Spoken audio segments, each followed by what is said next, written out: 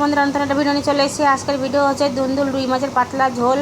তো বন্ধুরা প্রথম আমি ফ্রাই প্যানে তেলটা গরম করে নেব, নিয়ে 3 পিস মাছ আমি ভেজে নেব। তো ভালো করে ফ্রাই করা হয়ে গেছে আমার। তো ওই তেলের মধ্যেই লঙ্কা আর রাঁধুনি ফোড়ন দিয়ে দুন্দুলগুলো সব দিয়ে দেবো, লম্বা লম্বা করে কেটেছি।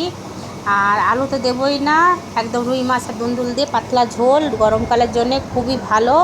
এরকম একটা রেসিপি একবার খেলে মনে হবে বারবার খাই। তো আমার নুন হলুদ লঙ্কা দেওয়া হয়ে গেছে, দিয়ে অল্প জল দিয়ে আমি ফুটিয়ে নেব। তো ভালো করে ফুটার পরে আমি ধনে পাতা দিয়ে দেবো, 1 বাটি গাছের ধনে পাতা বন্ধুরা। ও সে যে কী স্বাদ! তো কপ প্লেট থালিতে চলে এসেছি। তো মেয়ে বলছে খেয়ে দেখাবে, তো মেয়েই খেয়ে দেখা। তো দেখুন বন্ধুরা, মাছটা খেয়ে বলছে গন্ধটা কিন্তু খুব সুন্দর লাগছে, ভাতটা খেয়ে বলি। তো এরম স্বাদের একবার রান্না করে দেখতেই পারেন, একবার খেলে মনে হয় বারবার খাই। তো বলছে খেতে হয়েছে দারুণ।